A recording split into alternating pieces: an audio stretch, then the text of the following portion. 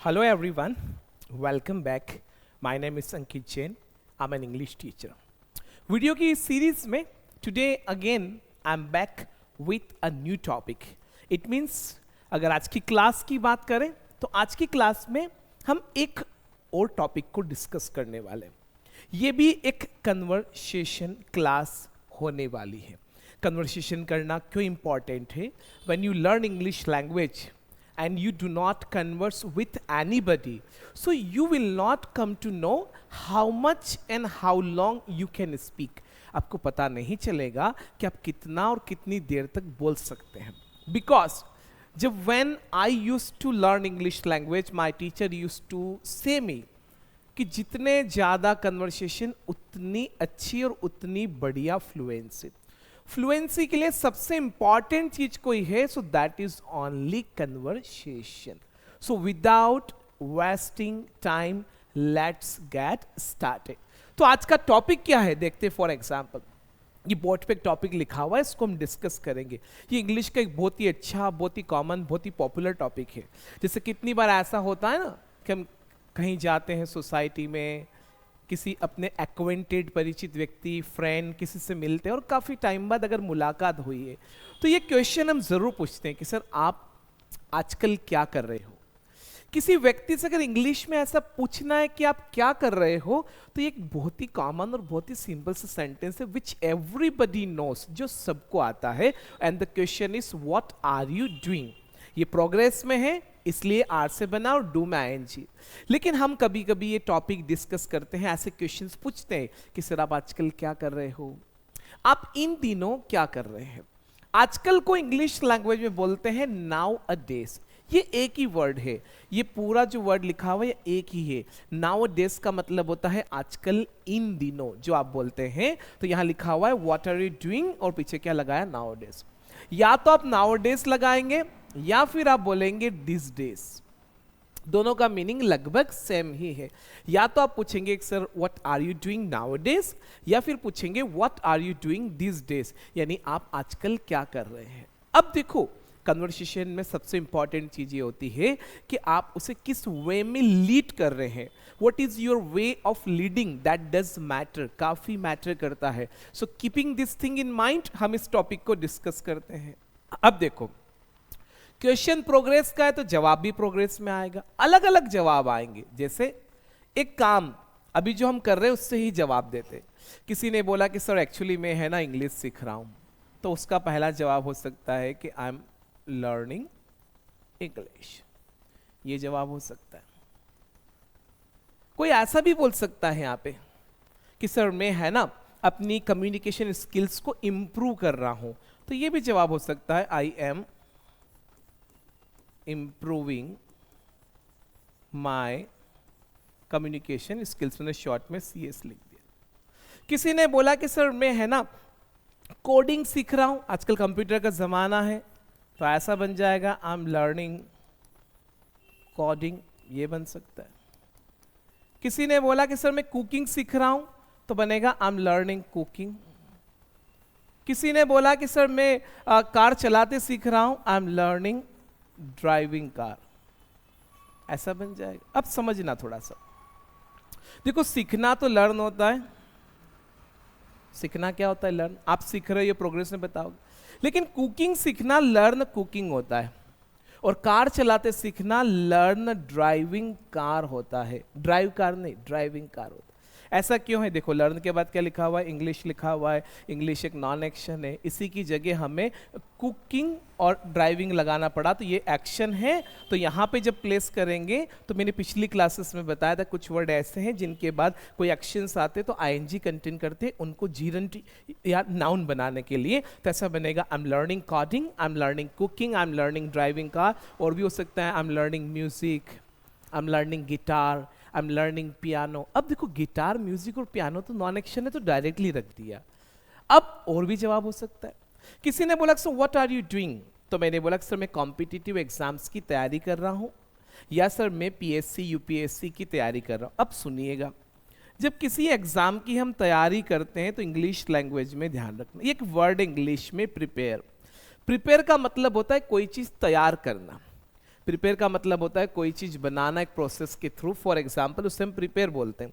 जैसे लंच तैयार करते हैं तो प्रिपेयर लंच बोल सकते हैं, कॉफी बनाना प्रिपेयर कॉफी हो जाता है, डिनर बनाना प्रिपेयर डिनर होता है। प्रिपेयर वहां करते हैं जहां एक चीज को बनाने के लिए एक से ज्यादा आइटम्स की जरूरत पड़ती है, तो उसे हम प्रिपेयर करते हैं। तो लंच के लिए भी बोल सकते हैं कि prepare lunch, prepare dinner, prepare coffee, कुछ भी बोल सकते हैं, ओके। लेकिन जब आप बोलते हैं कि मैं एग्जाम की तैयारी कर रहा हूं, वो भले आपका एग्जाम स्कूल का हो, कॉलेज का हो, कोई टेस्ट हो, इंटरव्यू हो, कॉम्पिटिटिव एग्जाम्स हो, सीखना ये कॉम्पिटिटिव एग्जाम्स में आता है कभी कभी प्रिपेयर के बाद।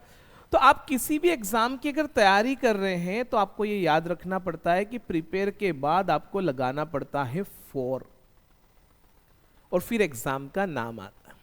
भले वो आपकी एग्जाम सी क्यों नहीं हो, स्कूल की नॉर्मल, उससे फर्क नहीं पड़ेगा। तो एग्जाम की तैयारी करना बनेगा प्रिपेयर फॉर और एग्जाम्स। अब जैसे हमें एग्जाम का नाम लगाना है कि कॉम्पिटिटिव एग्जाम्स, तो बनेगा prepare for competitive exams. IIT की तैयारी करना प्रिपेयर फॉर आईआईटी, नीट की तैयारी करना प्रिपेयर फॉर नीट, है ना, ऐसे बनेगा। यूपीएससी की तैयारी करना प्रिपेयर फॉर यूपीएससी। अब आप इसे प्रोग्रेस में अगर बोलेंगे तो फिर प्रिपेयर में आईएनजी लगाया जाएगा, तो ऐसा बनेगा। तो क्या बोला है, I am preparing for exams. मैं कॉम्पिटिटिव एग्जाम्स की तैयारी कर रहा हूं, I am preparing for competitive exams. Sir मैं मेरे इंटरव्यू की तैयारी कर रहा हूं, I am preparing for my interview. आई बात समझ में? तो ऐसा बोल सकते हैं। अब और भी जवाब हो सकते हैं, फॉर एग्जाम्पल जैसे कोई व्यक्ति ऐसा है जो पढ़ाई के साथ साथ जॉब भी कर रहा है, पढ़ाई के साथ साथ जॉब भी कर रहा है, बहुत लोग ऐसे होते हैं, तो वो ऐसे जवाब देंगे कि सर मैं, है ना, पढ़ाई के साथ साथ जॉब भी कर रहा हूं, तो I am doing a job. किसके साथ साथ? पढ़ाई के साथ। यहां एक वर्ड लगाएंगे हम लोग, बहुत अच्छा वर्ड है। कन्वर्सेशन को एंड तक देखिएगा, कन्वर्सेशन करने से ही मजा आता है। मैं अपनी ऑफलाइन क्लासेस में बहुत कन्वर्सेशन करता हूं, ऑनलाइन में अभी हम लोग वीडियोस बना रहे हैं क्योंकि बहुत कुछ पढ़ाना भी होता है। तो यहाँ एक वर्ड लिखा मैंने, अलोंग विथ। अलोंग विथ का मतलब होता है किसी के साथ, किसी चीज के साथ कुछ और काम भी कर रहे हैं, तो आप अलोंग विथ से बताते हैं। तो ऐसा बोल देंगे कि सर मैं मेरी पढ़ाई के साथ साथ जॉब भी कर रहा हूं, तो ऐसा बोलेंगे I am doing a job along with my studies. जैसे किसी ने बोला कि सर मैं नई नई स्किल सीख रहा हूं, तो ऐसा बन जाएगा आई am learning new skills along with my studies. पढ़ाई के साथ साथ मैं नई नई स्किल सीख रहा हूं। कोई ऐसा भी तो बोल सकता है कि सर मैं अपनी जॉब के साथ साथ पढ़ भी रहा हूं, ऐसा भी बोल सकता है। तो I am studying along with my job, ये भी बन सकता है। किसी से पूछा sir what are you doing nowadays, तो हो सकता है आप किसी प्रोजेक्ट पे काम कर रहे हैं, तो आप बोल सकते हैं sir I am working on a project, I am working on a project. Sir मैं अभी एक फील्ड प्रोजेक्ट पे काम कर रहा था, I am working on a field project. तो ऐसे भी जवाब आपके होंगे। अब इन्हें आगे लीड करना है, इन्हें खत्म नहीं करना है। यहां कोशिश करें कि आप इन बातों को लीड करें। फॉर एग्जाम्पल जैसे किसी ने बोला कि आई am learning English, I am improving my communication skills, I am learning coding, I am learning cooking, I am learning driving car, I am preparing for exams, I am doing a job along with my studies. तो यहां से लेकर आप इन बातों को पूछिए। जैसे आपको पूछना है, फॉर एग्जाम्पल जिसने बोला कि sir I am learning English या I am learning communication skills, तो पहला क्वेश्चन कैसे पूछोगे? पहला क्वेश्चन आपको ये पूछना चाहिए, फॉर एग्जाम्पल कि सर आप इंग्लिश सीख रहे हैं तो कहां या कैसे। दो क्वेश्चन।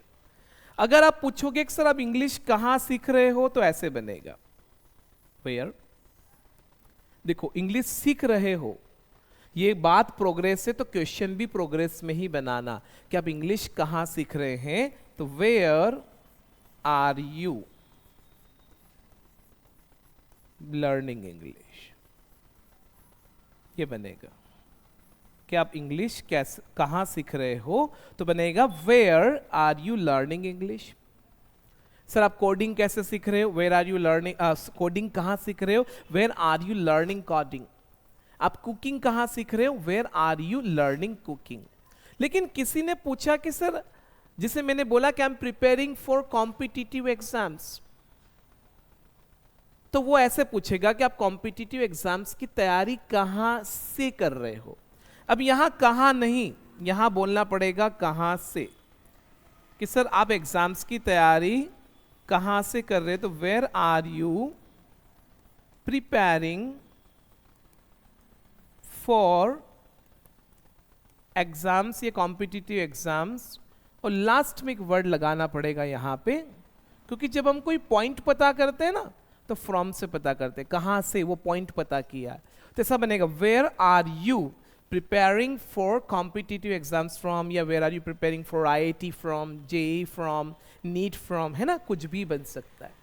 अब इनके जवाब देखिए, जब आपने पूछा कि sir where are you learning English, तो इसका जवाब कैसे बनेगा, तो जहां सीख रहे हो बता देंगे, जैसे ऐसा बनेगा कि सर मैं इंग्लिश जो है इस कोचिंग पे सीख रहा हूं, तो आई एम लर्निंग इंग्लिश, और 8 करके कोचिंग का नाम बता देंगे, है ना, तो ऐसा बनेगा कि सर मैं, है ना, जैसे मेरी कोचिंग का नाम है दिव्य एस, DIVYA, तो ऐसा बन जाएगा कि सर मैं दिव्य एस पे सीख रहा हूं, तो बनेगा आई am learning English at Divya S, ऐसा बन जाएगा।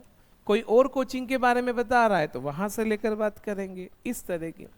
लेकिन ऐसा भी तो हो सकता है, जैसे किसी ने where are you learning English, तो उसने बोला कि सर मैं इंग्लिश जो है सर ऑनलाइन सीख रहा हूं, तो ऐसा बनेगा आई एम लर्निंग इंग्लिश ऑनलाइन, ये बन जाएगा। तो इस तरह के जवाब भी वहां पे हो सकते हैं। जब भी इस तरह, यहां जब आपने क्वेश्चन पूछा कि where are you learning English, इस क्वेश्चन को हम ऐसा भी पूछ सकते हैं कि आप इंग्लिश कैसे सीख रहे हो, क्योंकि सीखने के तरीके हैं ना बहुत सारे, तो बनेगा how are you learning English, ऐसा भी आपका क्वेश्चन बन सकता है कि आप इंग्लिश कैसे सीख रहे हो, तो बनेगा how are you learning English. तो मैंने बोला सर मैं ऑनलाइन सीख रहा हूं, I am learning English online, या मैं ऑफलाइन सीख रहा हूं, I am learning English offline. अब देखो सुनो, ये 2 क्वेश्चन है, यहां से क्वेश्चन बनाते सिखाता हूं, ऐसे क्वेश्चन माइंड में आते हैं। जब किसी ने बोला फॉर एग्जाम्पल कि आई एम लर्निंग इंग्लिश, किसी ने बोला आई am preparing for competitive exams, तो आपके दिमाग में क्वेश्चन आ सकता है कि सर आपने कोई कोचिंग ज्वाइन किया हुआ है क्या, यानी आपने कोई कोचिंग लगवा रखी है क्या। अगर ऐसा क्वेश्चन आपके माइंड में आता है, किसी व्यक्ति से आप मिले, वो किसी एग्जाम्स की तैयारी कर रहा है, कोई चीज़ सीख रहा है जिसके लिए इंस्टीट्यूट्स या कोचिंग मार्केट में अवेलेबल है, तो ऐसा क्वेश्चन माइंड में आ सकता है कि उस व्यक्ति से मैं पूछ लूं कि सर आपने कोचिंग लगवा रखी है क्या, आपने कोचिंग लगवा रखी है क्या। इट मीन्स ये क्वेश्चन होता है कि क्या आपने कोचिंग ज्वाइन किया हुआ है क्या। अब समझना इस क्वेश्चन को कैसे बनाओगे। आपने जब पूछा कि सर आपने कोई कोचिंग ज्वाइन कर रखी है क्या, आपने कोई कोचिंग लगवाया है क्या, देखो तो इस बात को आप कैसे पूछोगे, तो आप 2 मिनट के लिए विचार करिए। अगर आपने कोई कोचिंग लगवा रखी है, मतलब आपने कोचिंग को क्या किया हुआ है, ज्वाइन, जिस दिन से ज्वाइन किया और अभी भी अगर वहां जा रहे हो फॉर एग्जाम्पल, तो इस बात को हमें इफेक्ट में बताना पड़ेगा, यानी हैव और हैज के साथ डन में बताना पड़ेगा, इसे हम पास्ट में नहीं बताएंगे। ये कोचिंग मैंने ज्वाइन किया हुआ है, इस बात को मैं इफेक्ट में बता, जैसे मुझे किसी को बताना है कि सर मैंने कोचिंग लगवा रखी है, आप कहीं पे भी जा रहे हो और अगर आपने उस चीज के लिए कोचिंग लगवाया हुआ तो ऐसा बोलना आई हैव ज्वाइंड, खाली इतना सा बताना कि सर मैंने कोचिंग ज्वाइन कर रखी है, I have joined a coaching, ऐसा बोलेंगे। क्यों बोल रहे हैं, क्योंकि अभी भी हम कोचिंग जा रहे हैं, तो हम इस बात को इफेक्ट में बोल रहे हैं, ना कि इस बात को हम काय में बोल रहे हैं, पास्ट। आप पास्ट में भी बोल दोगे तो आपका काम तो चल जाएगा, कोई प्रॉब्लम नहीं। आई ज्वाइंड कोचिंग भी बोल सकते, इतना लोग दिमाग थोड़ी लगाते हैं, इतना माइंड नहीं लगाएंगे लोग, क्योंकि आप किसी से बात कर रहे हो तो हर व्यक्ति इंग्लिश टीचर थोड़ी है। तो ठीक है, तो आपको ऐसा बोलना I have joined a coaching. जैसे सपोज मेरे पास कार है, आई हैव अ कार। अब आपने बोला कि सर आप कार चलाते हो, do you drive your car, मैंने बोला no sir I don't drive my car. Then आपने पूछा कि सर फिर आपकी कार कौन चलाता है, who drives your car, who drives your car. तो मैंने बोला कि मैंने ड्राइवर रखा हुआ है। क्या बोला मैंने, कि मैंने ड्राइवर रखा हुआ है, मतलब जो ड्राइवर मैंने रखा हुआ है वो अभी भी मेरे पास ही है। तो खाली इस बात को मुझे इफेक्ट में बोलना है, क्योंकि इफेक्ट है ना, ड्राइवर अभी भी है, तो ऐसा बोले। अच्छा, ड्राइवर को रखना क्या बनेगा, तो यहाँ पे ये वर्ड लगाएंगे अब। देखिएगा बोर्ड पे ये एक वर्ड है इंग्लिश में, हायर। देखो मैं आपको एक बात बताता हूँ, जब हम कन्वर्सेशन करते हैं ना तो हमें बहुत कुछ सीखने को मिलता है, बहुत कुछ। इंग्लिश लैंग्वेज सीखने में सबसे इम्पॉर्टेंट रोल ये होता है कि आपका जो टीचर है वो आपको किस वे में कन्वर्सेशन करवा रहा है, उस टीचर का लीड करने का तरीका कैसा है टॉपिक का, आप बहुत अच्छा सीखेंगे। खाली एक सेंटेंस सीखना अलग चीज है, सेंटेंस से आप लैंग्वेज नहीं बोल पाएंगे। लैंग्वेज तो बनेगी बट आपको लीड करते नहीं आ रहा, आप 4-5 सेंटेंस के बाद इफ यू गेट स्टक, अटक गए, देन व्हाट विल हैपन, क्या होगा।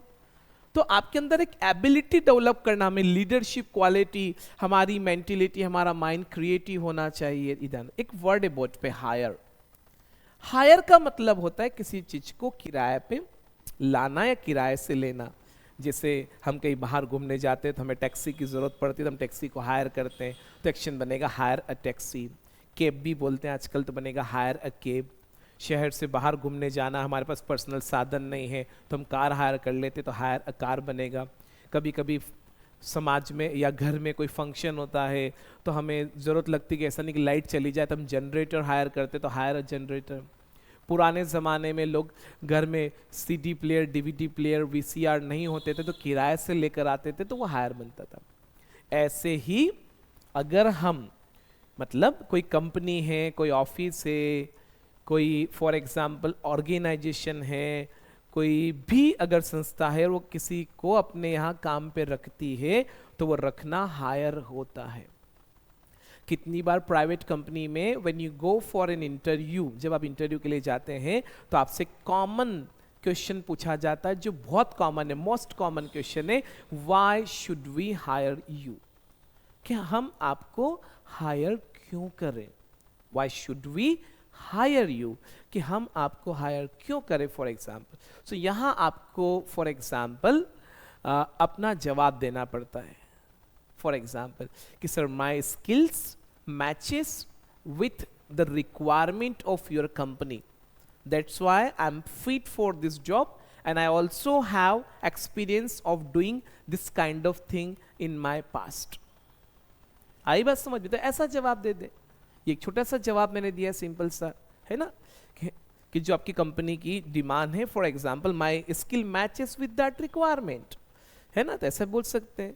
या my skill meets with the requirement of your company, that's why you should hire me and also have experience of doing this task. तो अच्छा जवाब हो जाएगा, ज्यादा घुमा फिरा के भी नहीं, शॉर्ट एंड स्वीट आंसर हो जाएगा। तो ऐसे बोलेंगे I have joint a coaching. अब देखो, आपको अगर किसी चीज का क्वेश्चन बनाने में कंफ्यूजन हो रहा है तो उसको पॉजिटिव में बोल के देखिए कि कहाँ बन रहा है। क्या पूछा मैंने, जिससे मैं एक जवाब देता, सर मैंने ड्राइवर रखा हुआ है, तो ऐसा बोलेंगे I have hired a driver, ऐसे बोलेंगे। ध्यान रखना। अब क्वेश्चन बनाना तो हैव से बनेगा कि सर आपने कोई कोचिंग लगवाई हुई है क्या, हैव यू joined, ऐसे बोलेंगे have you joined any coaching। ऐसा क्वेश्चन आपको बनाना है कि सर आपने कोई कोचिंग लगवा रखी है क्या, have you joined any coaching। क्या सर आपने कोई कोर्स ले रखा है, have you bought any course, या have you purchased any course। Sir आपने ड्राइवर रख रखा है क्या कार के लिए, have you hired a driver। जैसे किसी व्यक्ति से आप मिले हैं फॉर एग्जाम्पल, और आपको उससे क्वेश्चन पूछना है कि सर आपने कोई इंश्योरेंस लिया हुआ है, तो ऐसे बोलेंगे have you taken any insurance. एक आदत हो डालना, जब कोई चीज आप अपने लिए बनाए, आई के लिए तो यू के लिए आना चाहिए, वी और दे के लिए भी आना चाहिए, तो ही शी और इट के लिए भी आना चाहिए। जिसे मैंने किसी को बताया फॉर एग्जाम्पल कि मेरी जो सिस्टर है वो कॉम्पिटिटिव एग्जाम्स की तैयारी कर रही है, यानी my sister is preparing for competitive exams, और आपके दिमाग में क्वेश्चन आ गया कि क्या सर आपकी सिस्टर ने कोई कोचिंग लगवाई हुई है, तो ऐसे बोलना has your sister joint any coaching. मैंने बोला yes she has joint a coaching, उसने कोचिंग ज्वाइन किया हुआ है। अब यहां से क्वेश्चन बनाएंगे कि सर आपने कौन सी कोचिंग लगवा रखी है, आपने कौन सा कोचिंग ज्वाइन किया हुआ है। तो ऐसा क्वेश्चन बनेगा, विच कोचिंग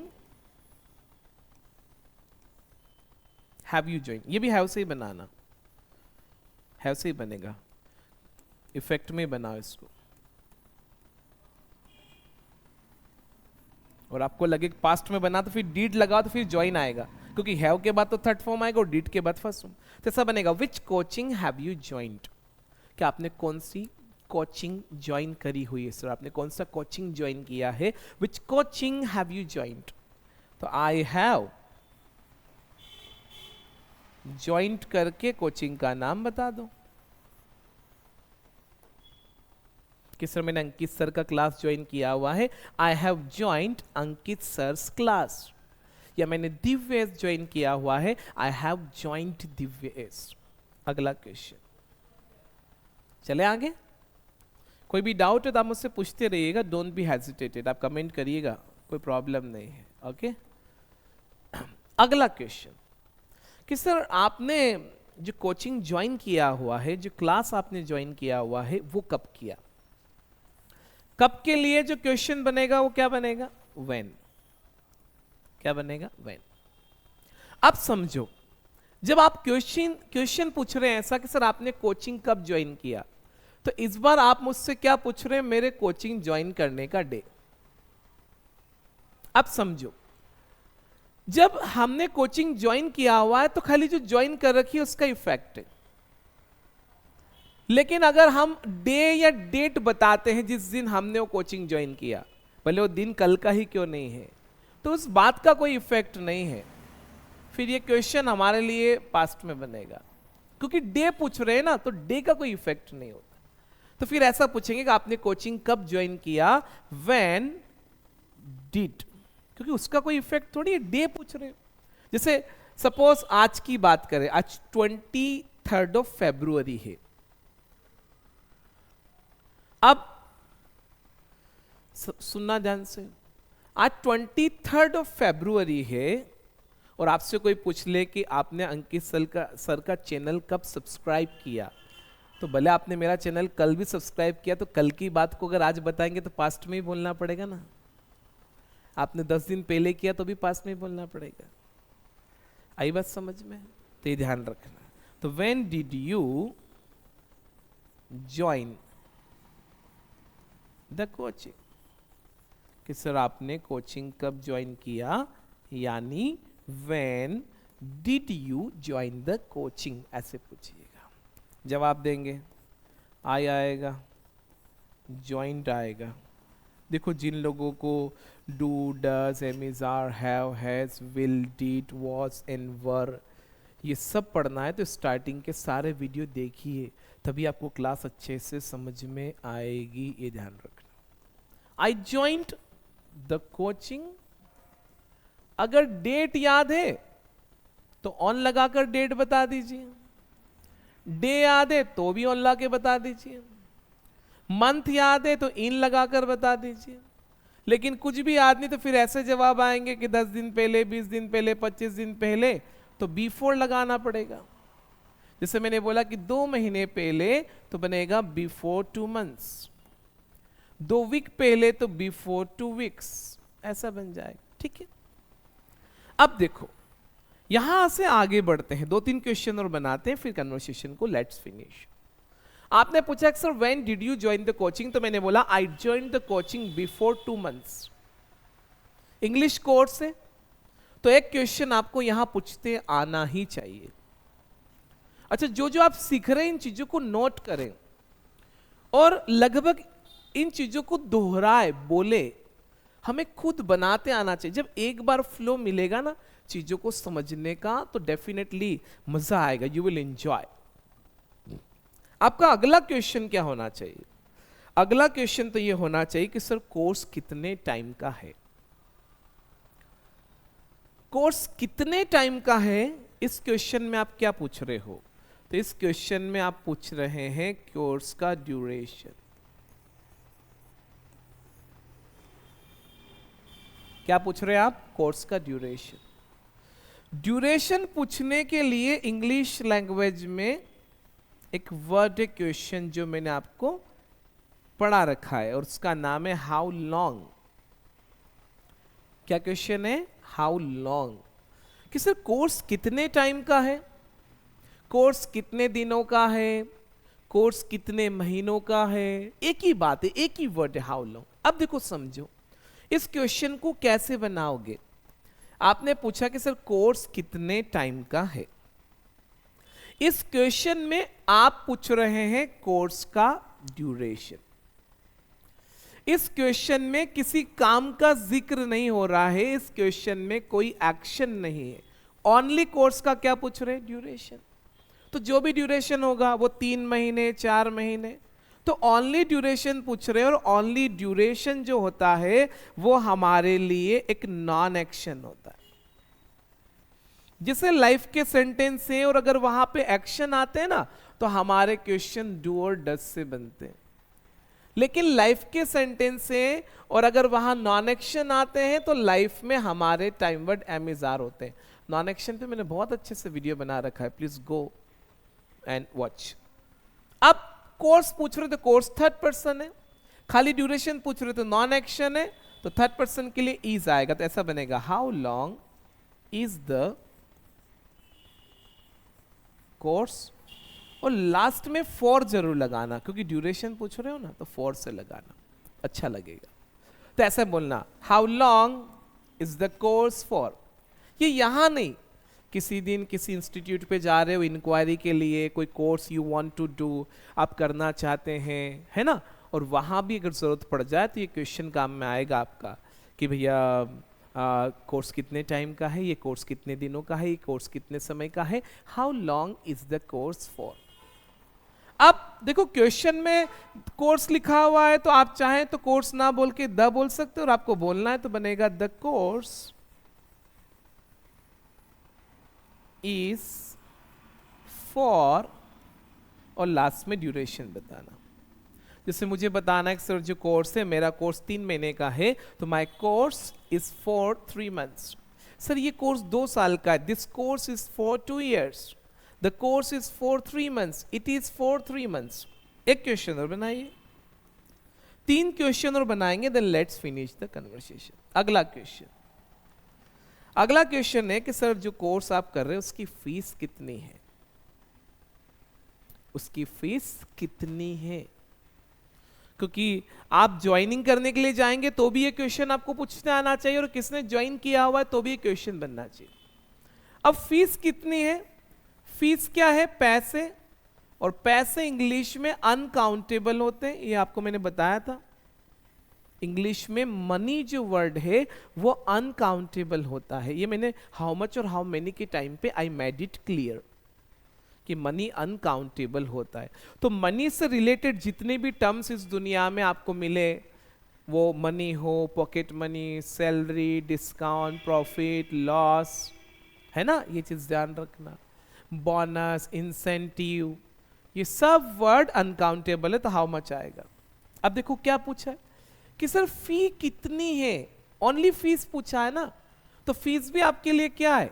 एक नॉन एक्शन है, फीस कोई एक्शन नहीं है, फीस एक नॉन एक्शन है। फॉर एग्जाम्पल तो ऐसा बनेगा how much is the fee, ऐसा बोलेंगे कि सर फी कितनी है, तो how much is the fee. जैसे ये क्वेश्चन और जगह भी यूज में है, कैसे कोई व्यक्ति कहीं किराए पे रहता है तो उसका किराया होगा, वहां पे किसी जगह का जो किराया होता है उसे हम रेंट बोलते हैं। क्या बोलते हैं? रेंट।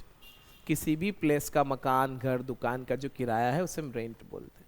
अब वो किराए पे रहता है तो आप ऐसे क्वेश्चन पूछ सकते हैं, सर किराया कितना है, how much is the rent. लेकिन एक किराया और है, बस का, ट्रेन का, टैक्सी का, कैब का, प्लेन का, उस किराए को इंग्लिश में फेयर बोलते हैं, FARE, फेयर। तो ऐसा बनेगा how much is the fair. Rent पूछना है तो how much is the rent, और फेयर पूछना है तो how much is the fair. लेकिन बात फीस की तो बनेगा how much is the fee.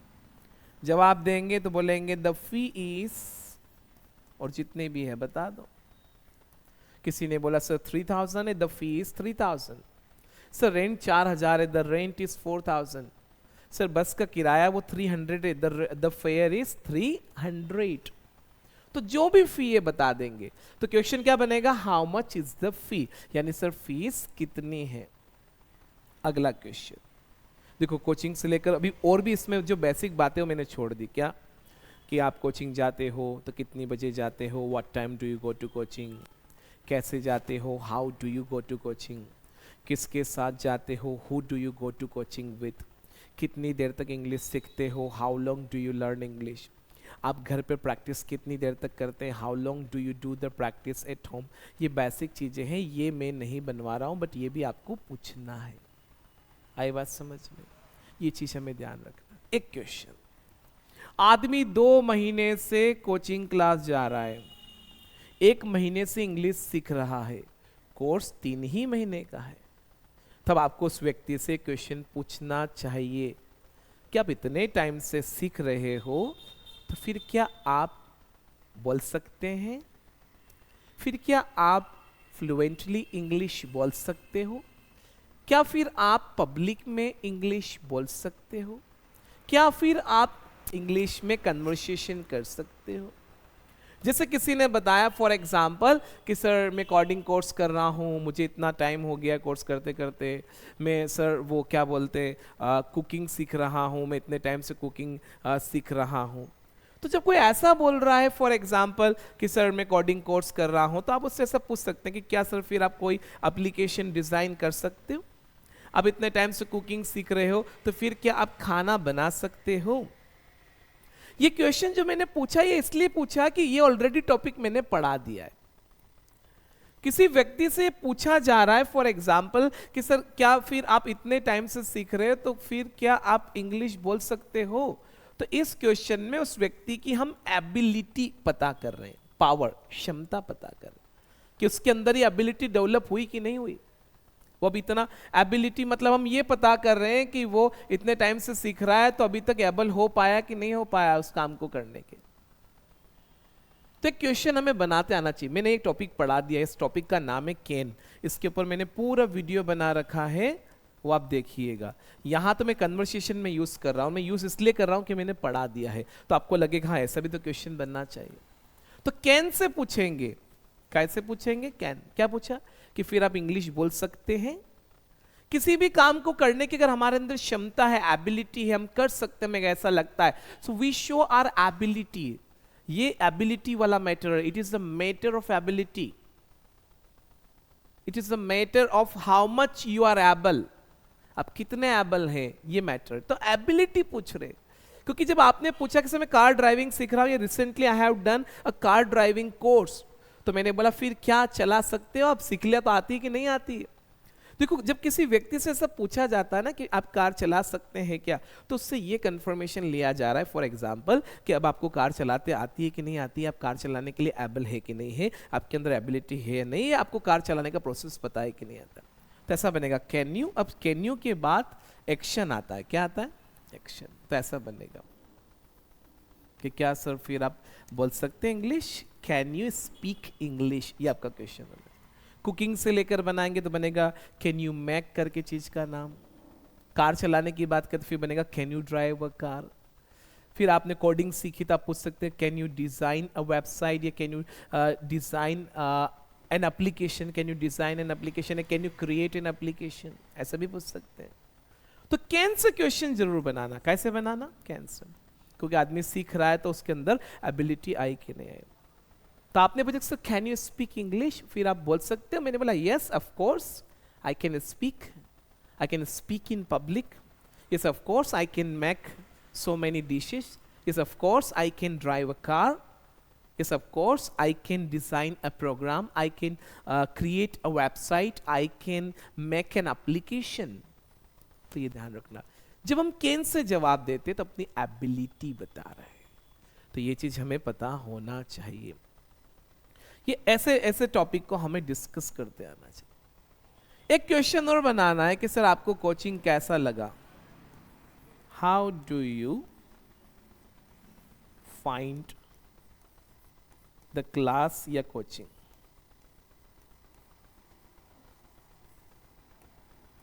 Question आपको आना चाहिए।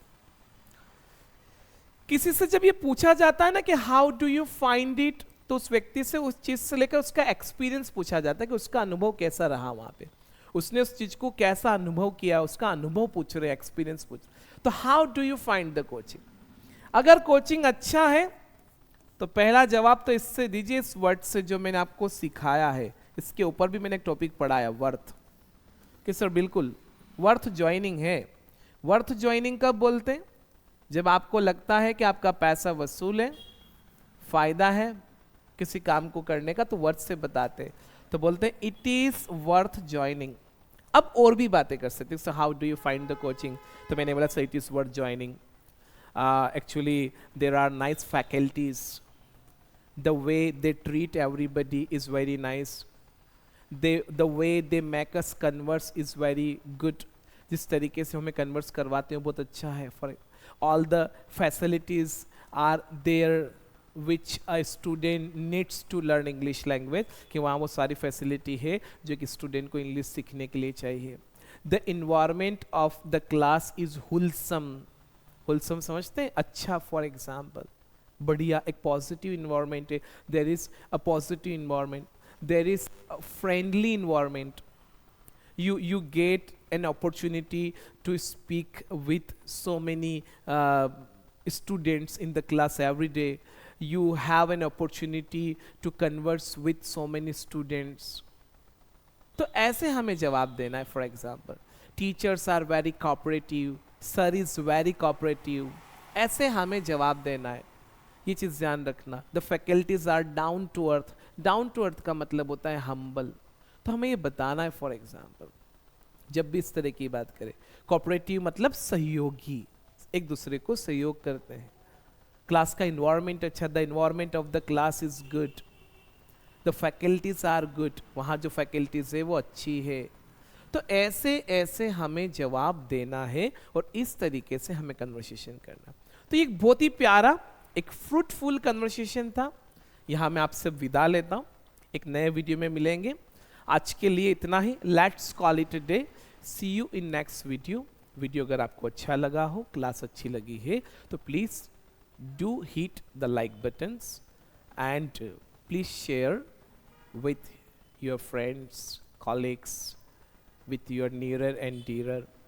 ओके, समर आने वाला है, समर में आपके पास ऑफलाइन क्लास करने, ज्वाइन करने के लिए बहुत सारी अपॉर्चुनिटीज़ हैं। ऑफलाइन क्लासेस में हमारे पास बहुत सारी फैसिलिटी है, ऑनलाइन क्लास भी आपको अवेलेबल मिल जाएगा फॉर एग्जांपल, बट हमारे पास ऑफलाइन क्लासेस ज़्यादा होती ऑनलाइन की तुलना में। हाँ, वैसे मेरे पास हाइब्रिड फैसिलिटी भी है, यानी मैं अपनी एक ऑफलाइन क्लास को उसी रियल टाइम पे ऑनलाइन में कन्वर्ट्स कर सकता हूँ। I can convert into my offline class into online class, I can convert my offline class into online class at real time, yani my class is hybrid because we have an application. Okay guys, thank you, let's meet in a new video with a new topic. Take care, goodbye.